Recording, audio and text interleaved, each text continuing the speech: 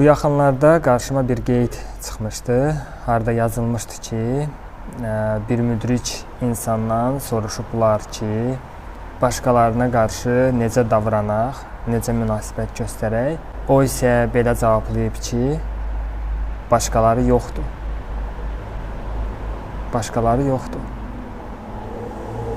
Və dünənləri qarşıma bir video çıxmışdı. Harda bir türk kişi danışır ki, o Balidə yaşayır və oradakı insanların necə mehriban, necə sayğı göstərən bir millət olduğu haqqında deyirdi ki, yəni öz ölkəmdə, filan yerdə, filan bir davranış gördüm, filan yerdə, filan bir hərəkət gördüm özümə qarşı.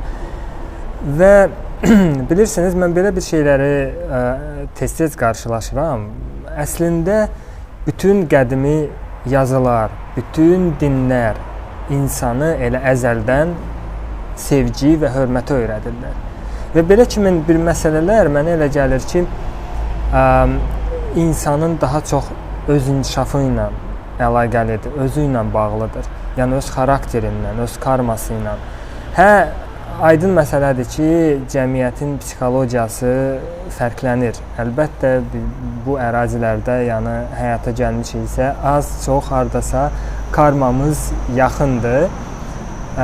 Yaşadıqlarımız, gördüklərimiz yaxındır. Amma eyni zamanda da, şəxsən öz təcrübəmdən də bunu müşahidə etmişəm ki, sən dəyişdikcə, yəni ətrafın da dəyişir, başqa bir şeylər də görməyə başlayırsan. Ümumiyyətlə, bu vətənə qarşı, bu öz hökumətinə qarşı belə bir protest və narazılıq mən elə Türkiyədə yaşadığım zaman da görmüşdüm, türklərin özünkülərinə qarşı. Özümüzdə də bunu müşahidə edirəm, Rusiyada da bunu görürəm. Mənə elə gəlir ki, bu daha çox təbəqədən asılıdır.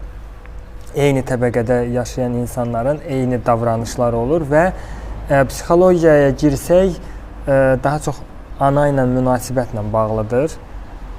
Çünki ana vətəndir, ana torpaqdır. Ana ilə münasibəti yaxşı olan insanları daha uğurlu olurlar, daha dəstəkli olurlar. Yəni, qaçmağa çalışmırlar, uzaqlaşmağa çalışmırlar. Başqa bir yerlərdə cənnətin sanki olduğunu düşünmürlər. Onlar başa düşürlər ki, cənnət anaların ayaqlarının altındadır. Elə deyilmi?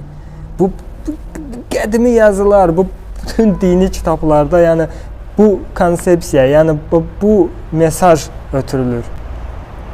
Xüsusilə də yəni öz yaxınlarına qarşı, yəni özün kimi davran, başqalarına özün kimi davran, öz qonşularını özün kimi sev. Elə deyilmi? Bütün qədimi yazılardan bu mesaj ötürülür.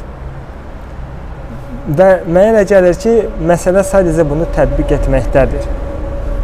Cahil insanın yanaşması, oxudum, eşitdim, bildim və tətbiq etmir. Praktiki olaraq bunu göstərmir.